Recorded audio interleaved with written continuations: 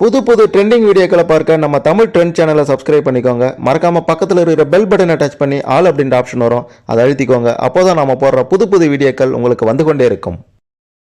2018ஆம் ஆண்டு தமிழகம் முழுவதும் பட்டி தொட்டி எங்கும் அனைத்து மக்களாலும் உச்சரிக்கப்பட்ட பெயர்னா அது நிர்மலா தேவி தான். பேராசிரியையாக இருந்த இந்த நிர்மலா தேவி மாணவிகளை தவறாக வழிநடத்தியது மிக பெரும் அதிர்வலைகளை ஏற்படுத்தியிருந்தது. குறிப்பா ஆளுநர் மாளிகை வரை பெயர் அடிபட்ட இந்த வழக்கினுடைய பின்னணிதான் என்ன? இந்த நிர்மலா தேவியால் பாதிக்கப்பட்ட அந்த மாணவிகள் யார் யார்?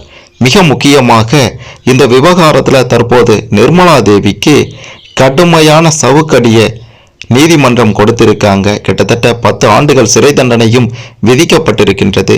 இந்த விவகாரத்தில் தற்போது சிக்கி இருக்கக்கூடிய மிக முக்கிய புள்ளிகள் யார் யார் அப்படின்றத பற்றியும், இந்த நிர்மலா தேவி யாருக்காக மாணவிகளிடம் இப்படி நடந்து கொண்டாங்க அப்படின்ற மாதிரியான பல அதிர்ச்சிகரமான உண்மைகள் எல்லாம் வெளியாகி இருக்கின்றது. அதை பற்றி தான் இந்த வீடியோவில் தெளிவாக பார்க்க போகிறோம். அதனால் கடைசி வர பாருங்க, அப்போதான் உங்களுக்கு எல்லாமே சிறப்பாக புரியும். அதுக்கு முன்னாடி மாணவிகளை தவறாக நடத்திய இந்த பேராசிரியை நிர்மலா தேவிக்கு என்ன தண்டனை கொடுக்க வேண்டும் அப்படின்ட்டு நீங்கள் நினைக்கிறீங்களோ மறக்காம கமெண்ட்ல பதிவு செய்யுங்க. கடுமையான தண்டனை வழங்க வேண்டும் அப்படின்ட்டு நினைக்கிறவங்க இந்த வீடியோவை மறக்காம லைக் பண்ணுங்க. சரி, வாங்க வீடியோக்குள்ளார போகலாம். கல்லூரி மாணவிகளை தவறாக வழிநடத்த முயன்ற வழக்கில் பேராசிரியை நிர்மலா தேவிக்கு தற்போது 10 ஆண்டுகள் சிறை தண்டனையும் 2,42,000 ரூபாய் அபராதமும் விதிக்கப்பட்டிருக்கின்றது. நிர்மலா தேவி மீது 5 பிரிவுகளில் வழக்கு பதிவு செய்யப்பட்டிருந்தது. 5 வழக்குகளிலும் அவர் குற்றவாளி என விருதுநகர் மாவட்டம் ஸ்ரீவில்லிபுத்தூர் மகிழா விரைவு நீதிமன்றம் தற்போது தீர்ப்பு வழங்கியிருக்கின்றது. இந்த வழக்கில் என்னதான் நடந்தது? இந்த நிர்மலா தேவி அப்படி என்னதான் பண்ணாங்க? மாணவிகள் சிக்கியது எப்படி அப்படின்றதெல்லாம் பற்றி தெளிவா பார்க்கலாம். கடந்த 2018ஆம் ஆண்டு துணை பேராசிரியை நிர்மலா தேவி, உதவி பேராசிரியர் முருகன், ஆய்வு மாணவர் கருப்பசாமி ஆகிய 3 பேர் மீது 4 பிரிவுகளில் வழக்கு பதிவு செய்யப்பட்டு வழக்கின் விசாரணையை சிபிசிஐடி போலீசார் நடத்தி குற்றப்பத்திரிகையும் தாக்கல் செய்திருந்தனர். இந்த வழக்கின் விசாரணை முடிவடைந்த நிலையில் விருதுநகர் மாவட்ட மகிழா விரைவு நீதிமன்றம் 2024 ஏப்ரல் 29ஆம் தேதியன்று தீர்ப்பு வழங்கியது. துணை பேராசிரியையாக இருந்த நிர்மலா தேவி, காமராஜர் பல்கலைக்கழக உதவி பேராசிரியர் முருகன், ஆய்வு மாணவர் கருப்பசாமி ஆகியோர் நீதிபதி பகவதி அம்மாள் முன்பு ஆஜராகினர். இதில் நிர்மலா தேவி குற்றவாளி என நீதிபதி அறிவித்தாங்க. உதவி பேராசிரியராக இருந்த முருகன், ஆய்வு மாணவர் கருப்பசாமி ஆகிய இருவர் மீதான குற்றம் நிரூபிக்கப்படாததால் விடுதலை செய்வதாக நீதிபதி உத்தரவு அளித்தாங்க. விருதுநகர் மாவட்டம் அருப்புக்கோட்டையில் இருக்கும் தேவாங்கர் கல்லூரியில் கணிதத்துறையின் துணை பேராசிரியையாக பணியாற்றி வந்தவங்க தான் இந்த நிர்மலா தேவி. இவங்க கடந்த 2018ஆம் ஆண்டு அந்த கல்லூரியில் இளங்கலை பயின்ற 4 மாணவிகளிடம் தவறான வழிக்கு அழைப்பது போன்ற ஆடியோ வெளியாகி பரபரப்பை ஏற்படுத்தியிருந்தது. இது தொடர்பாக மாணவிகளின் பெற்றோர் புகார் தெரிவித்த போது கல்லூரி நிர்வாகம் எந்த நடவடிக்கையும் எடுக்கல. பேராசிரியையும் மாணவிகளும் பேசும் இந்த ஆடியோ சமூக வலைதளங்களில் பரவியதை அடுத்து பல்வேறு அமைப்புகளும் அந்த பேராசிரியைக்கு எதிராகவும் கல்லூரிக்கு எதிராகவும் போராட தொடங்கினாங்க. இதன் பிறகு கல்லூரி நிர்வாகம் அந்த துணை பேராசிரியை நிர்மலா தேவியை 15 நாட்களுக்கு பணியிடை நீக்கமும் செய்தாங்க. சமூக வலைதளங்களில் இந்த ஆடியோ வெளியானதை அடுத்து பல்வேறு தரப்பினரும் இந்த சம்பவத்துக்கு எதிர்ப்பு தெரிவித்து நிர்மலா தேவியை கைது செய்ய வேண்டும் என்று குரல் கொடுத்தாங்க. இதனை அடுத்து கடந்த 2018ஆம் ஆண்டு ஏப்ரல் மாதம் 16ஆம் தேதி வீட்டில் இருந்த பேராசிரியை நிர்மலா தேவியை 6 மணி நேர போராட்டத்திற்கு பிறகு போலீசார் கைது செய்தாங்க. அதன் பின்னர் வழக்கு தமிழ்நாடு காவல்துறையிலிருந்து சிபிசிஐடிக்கு மாற்றம் செய்யப்பட்டது. இந்த வழக்கில் அப்போது இருந்த தமிழ்நாடு ஆளுநர் மாளிகைக்கும் தொடர்பு இருப்பதாக பேசப்பட்டது. இதன்படி அப்போதைய ஆளுநர் பன்வாரிலால் புரோஹித் இந்த வழக்கை விசாரிக்க ஓய்வு பெற்ற IAS அதிகாரி சந்தானம் என்பவரை நியமித்தார். அப்போது சிபிசிஐடியின் கூடுதல் டிஜிபியாக இருந்த ஜெயகாந்த் முரளி மாற்றப்பட்டு அமரேஷ் பூஜாரி நியமனம் செய்யப்பட்டார். இது உண்மையான விசாரணையை மறைக்க வழிவகுக்கும் அப்படின்னுட்டு மு.க. ஸ்டாலின், ராமதாஸ் உள்ளிட்ட அரசியல் கட்சி தலைவர்கள் அப்போதே அரசின் இந்த முடிவுக்கு எதிர்ப்பு தெரிவித்திருந்தாங்க. இதனை அடுத்து அப்போதைய ஆளுநர் பன்வாரிலால் புரோஹித் நியமித்த ஓய்வு பெற்ற IAS அதிகாரியான சந்தானம் அவர்கள் மதுரை காமராஜர் பல்கலைக்கழகத்திற்கு நேரில் சென்று அப்போதைய துணைவேந்தர் செல்லதுரையிடம் விசாரணையும் நடத்தினார். நிர்மலா தேவியின் பின்னணி குறித்து அறிவதும் எந்த பின்னணியில் அவர் மாணவிகளை அணுகினார் என்பது குறித்தும் தெரிந்து கொள்வதே தம்முடைய விசாரணையின் நோக்கம் என்று சந்தானம் அவர்கள் செய்தியாளர்களிடம் அப்போது தெரிவித்திருந்தார். இந்த விவகாரத்தில் CBCID போலீசார் துணை பேராசிரியை நிர்மலா தேவியை கைது செய்து அவங்க கிட்டையும் விசாரணை நடத்தினாங்க. இதில் மதுரை காமராஜர் பல்கலைக்கழகத்தில் பேராசிரியராக பணிபுரிந்து வந்த முருகன் மற்றும் ஆராய்ச்சி மாணவரான கருப்பசாமி ஆகியோருக்கு இந்த வழக்கில் தொடர்பு இருப்பது தெரிய வந்தது. இதன் பிறகு கடந்த 2018ஆம் ஆண்டு ஏப்ரல் 24ஆம் தேதி உதவி பேராசிரியர் முருகனை CBCID போலீசார் கைது செய்தாங்க. ஆராய்ச்சி மாணவரான கருப்பசாமி மதுரை மாவட்ட நீதிமன்றத்தில் அப்போது சரணடைந்தார். பேராசிரியை நிர்மலா தேவி தொடக்கத்தில் அந்த ஆடியோ நாம் பேசினது இல்லை, யாரோ பேசினதை ஏன் குரல் போல மாற்றி இருக்காங்க அப்படின்ற மாதிரி சொல்லி மறுத்து வந்தாங்க. இதன் பிறகு CBCID போலீசார் குரல் சோதனை நடத்தினாங்க. இதில் அது நிர்மலா தேவியின் குரல்தான் என்பது உறுதி செய்யப்பட்டது.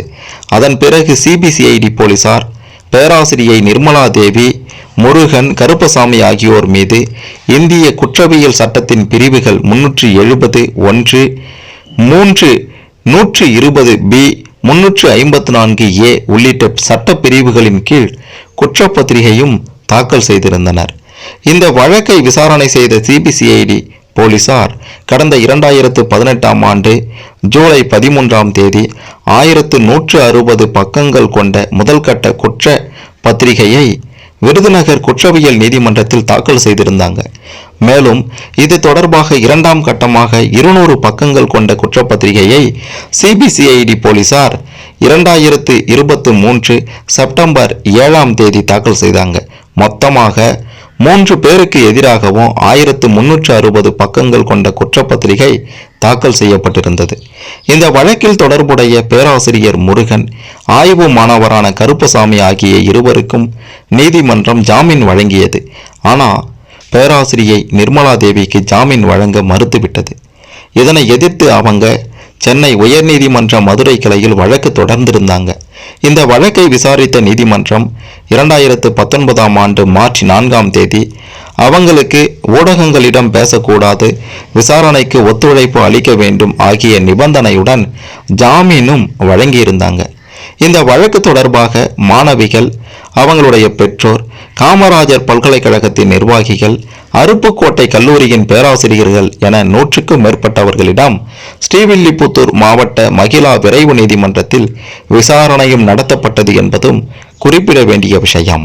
இந்த வழக்கின் விசாரணைகள் முடிவடைந்ததை அடுத்து தீர்ப்பு 2024 ஏப்ரல் 26ஆம் தேதி அறிவிக்கப்படும் என தெரிவிக்கப்பட்டிருந்தது. ஆனால் அன்றைய தினம் உடல்நலக் குறைவு காரணமாக நிர்மலா தேவி ஆஜராகல. எனவே இந்த வழக்கின் மீதான தீர்ப்பு 2024 ஏப்ரல் 29ஆம் தேதி திங்கட்கிழமை வழங்கப்படும் என நீதிபதி தீர்ப்பை ஒத்திவைத்திருந்தார். அதன் தொடர்ச்சியாக நிர்மலா தேவி குற்றவாளி என்று தீர்ப்பு வழங்கிய நீதிமன்றம் ஏப்ரல் 30 2024 அன்று தண்டனை விவரத்தை அறிவித்திருந்தாங்க. அதன்படி நிர்மலா தேவி மீது 5 பிரிவுகளில் வழக்கு பதிவு செய்யப்பட்டிருந்தது. 5 வழக்குகளிலும் அவங்க குற்றவாளி என தீர்ப்பு வழங்கப்பட்டது. இதில் அதிகபட்சமாக கடத்தல் முயற்சி மற்றும் தொழில்நுட்பத்தை பயன்படுத்தி குற்ற சம்பவத்தில் ஈடுபட்டது ஆகிய வழக்குகளில் தலா 10 ஆண்டு சிறை தண்டனை வழங்கப்பட்டிருக்கின்றது. 5 வழக்குகளுக்கும் சேர்த்து மொத்தமாக 2,42,000 ரூபாய் அபராதமும் விதிக்கப்பட்டிருக்கின்றது. அதாவது இந்த நிர்மலா தேவிக்கு 5 பிரிவுகளின் கீழ் தண்டனை வழங்கப்பட்டிருக்கின்றது. எந்தெந்த பிரிவுகளின் கீழ் எவ்வளவு ஆண்டு காலம் தண்டனை வழங்கப்பட்டிருக்கின்றது அப்படின்ட்டு பார்த்தீங்கன்னா 370 பிரிவின் கீழ் 7 ஆண்டுகள் சிறை தண்டனையும், 373 பிரிவின் கீழ் 10 ஆண்டுகள் சிறை தண்டனையும், 5(1)A பிரிவின் கீழ் 5 ஆண்டுகள் சிறை தண்டனையும், 67 ITP பிரிவின் கீழ் 3 ஆண்டுகள் சிறை தண்டனையும், 9 ITP பிரிவின் கீழ் 10 ஆண்டுகள் சிறை தண்டனையும் வழங்கப்பட்டிருக்கின்றது. குறிப்பாக பார்த்தீங்கன்னா மொத்தமாக சேர்த்து 10 ஆண்டுகள் சிறை தண்டனை இவங்களுக்கு விதிக்கப்பட்டிருக்கின்றது என்பதும் குறிப்பிட வேண்டிய விஷயம். இதில் திடீர் திருப்பமாக பார்த்தீங்கன்னா இந்த விவகாரத்தில் மாணவிகளை தவறாக வழி நடத்திய இந்த நிர்மலா தேவி விவகாரத்தில் நிர்மலா தேவி இரண்டாவதாக மதுரை காமராஜர் பல்கலைக்கழக பேராசிரியர் முருகன், ஆராய்ச்சி மாணவர் கருப்பசாமி, இந்த 3 பேரும் தான் குற்றவாளி. இதில் மதுரை காமராஜர் பல்கலைக்கழக பேராசிரியர் முருகன் மற்றும் ஆராய்ச்சி மாணவர் கருப்பசாமி ஆகியோர் மீதான குற்றம் நிரூபிக்கப்படவில்லை அப்படின்ற மாதிரி சொல்லி இருவரும் விடுதலை செய்யப்பட்டாங்க.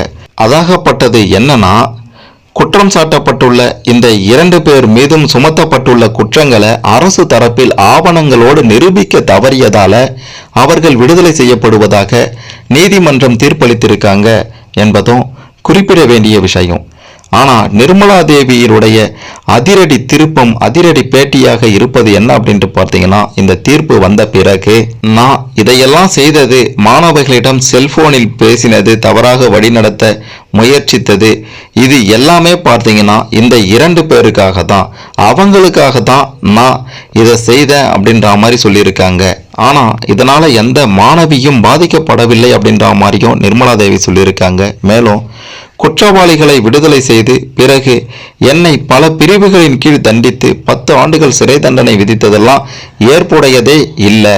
எனவே இந்த வழக்கில் எனக்கு விதிக்கப்பட்ட தண்டனையை ரத்து செய்ய வேண்டும், இடைக்கால ஜாமீன் வழங்க வேண்டும் அப்படின்ற மாதிரியும் நிர்மலா தேவி சொல்லியிருந்தாங்க.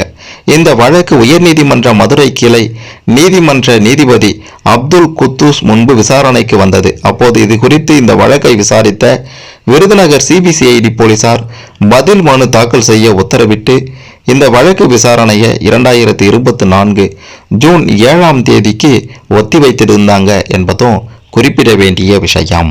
நிர்மலா தேவிக்கு 10 ஆண்டுகள் சிறை தண்டனை வழங்கப்பட்டதை பற்றியும் மீதம் இருக்கக்கூடிய 2 பேர் பார்த்தீங்கன்னா விடுதலை செய்யப்பட்டதை பற்றியும் நீங்க என்ன நினைக்கிறீங்க? இது சரியான தீர்ப்பு தானா? அரசு தரப்பிலிருந்து அந்த 2 பேர் குற்றம் செய்தவர்கள் அப்படின்ற மாதிரியான தகுந்த ஆவணங்கள் வைக்கல, அதனால தான் அவங்க விடுவிக்கப்பட்டாங்க அப்படின்ற மாதிரி சொல்லியிருக்காங்க. இதையெல்லாம் பற்றி நீங்க என்ன நினைக்கிறீங்க? உங்களுடைய கருத்துக்களை மறக்காம கமெண்ட்ல பதிவு செய்யுங்க. மறக்காம இந்த வீடியோவை லைக் பண்ணுங்க, ஷேர் பண்ணுங்க. நிர்மலா தேவியை பற்றியும் இந்த விவகாரத்தில் என்ன நடந்தது அப்படின்றத பற்றியும் பலரும் தெரிந்து கொள்ள இது நிச்சயம் கண்டிப்பாக உதவும்.